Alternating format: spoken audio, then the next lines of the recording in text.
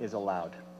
And early on, most of the focus on these marine protected areas was driven by the fact that people wanted to set aside places so that they would not be impacted by the mismanagement that was happening outside. It was effectively saying that we don't believe you can fix the problem, and we need to set aside places that are somewhat immune from the problems that are happening with overfishing. And I'll come back to say that I think that has changed very dramatically in the last 15 years. But that's how this all started. Over the course of the last 40 years, the world has established a large number of places where all forms of fishing have been excluded.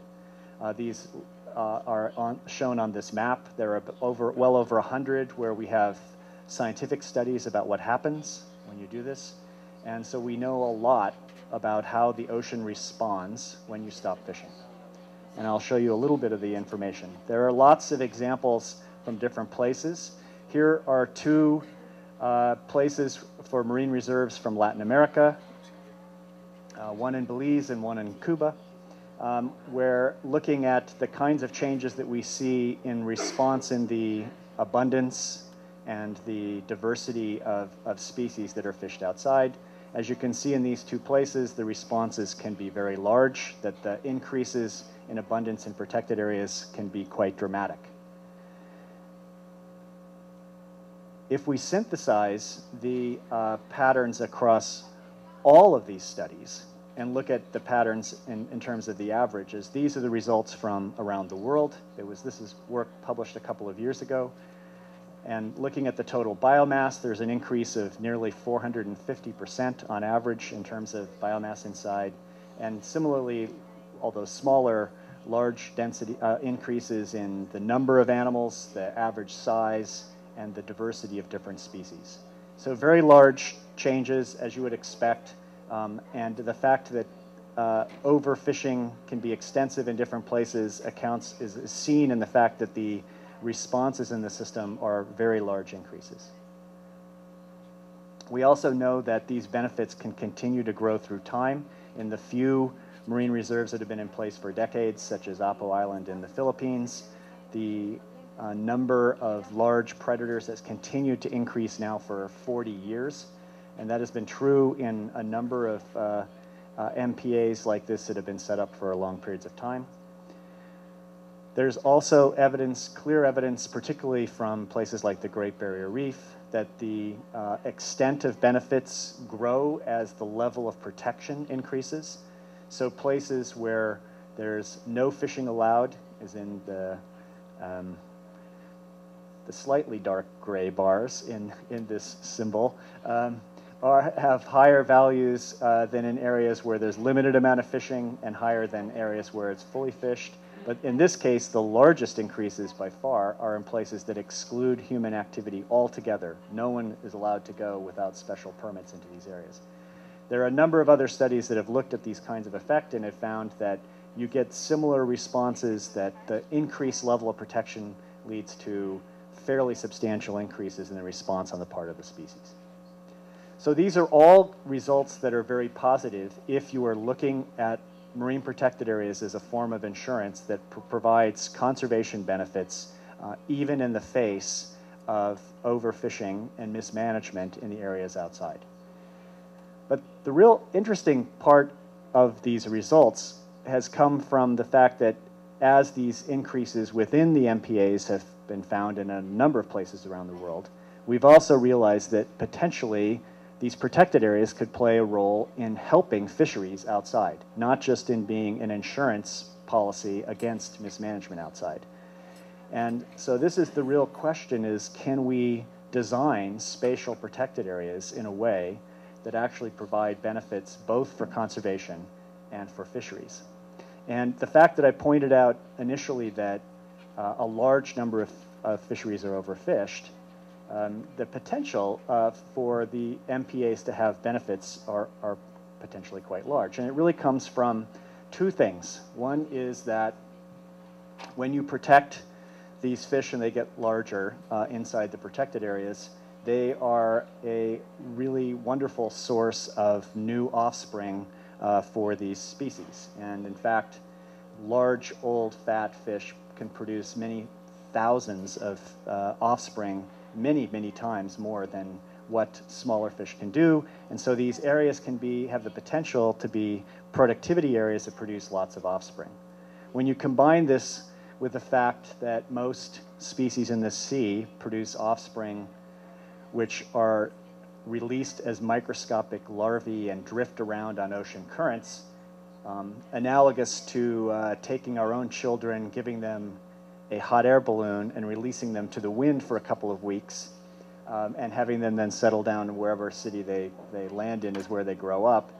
The fact that you can protect these reproductive old, large individuals inside areas that then produce lots of offspring, the fact that they then get moved by ocean currents means you have the potential for them to benefit areas outside.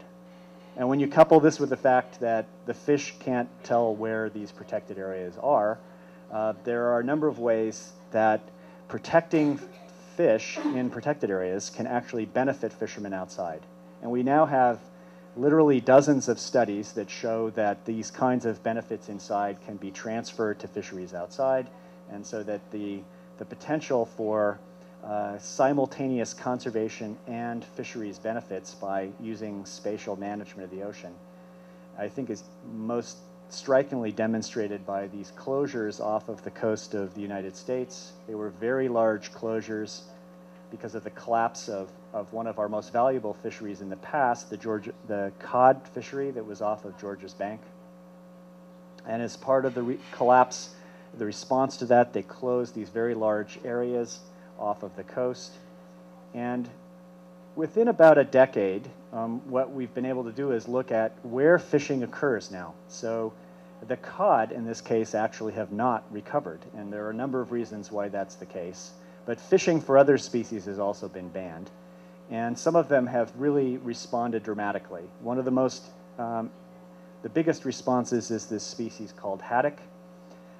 And the fishery, every one of the fishing boats in the haddock fishery has an electronic monitor that tells us where it fishes. And so this plot shows you how much time these fishing boats are spending in different places. And the yellows and oranges and reds are places where they're spending a lot of time. And what you can see is they're spending all their time along the edges of these closed areas and spending very little time in the areas in between. And the reason is because we can also then look at how many fish they're catching per unit time. And it is dramatically higher on the edges of these closed areas. In this case, as much as 50 times higher for this species on the edge of some of these closed areas as the rates that they are catching fish elsewhere. So here is a fishery now where, as of 2005, when these numbers were presented, almost 3/4 of the fish in the entire fishery are being generated inside these marine closed areas and then swimming across the border and being caught. So it's a fishery that is now being totally dependent upon closed areas as a way of production. And as I said, there are a number of other examples like this, where we have changes in the abundance inside leading to adult fish swimming outside, or the offspring of those adult fish being moved outside by ocean currents and enhancing fisheries beyond their borders. So this is a broad, I think, class of solution where, even though initially it was designed as a way of ensuring against management failure, it is providing more and more evidence that utilizing spatial closures as a part of fisheries management has the potential to contribute in very positive ways to both recovery of the species that are overfished, as well as recovery of the fisheries that depend upon them.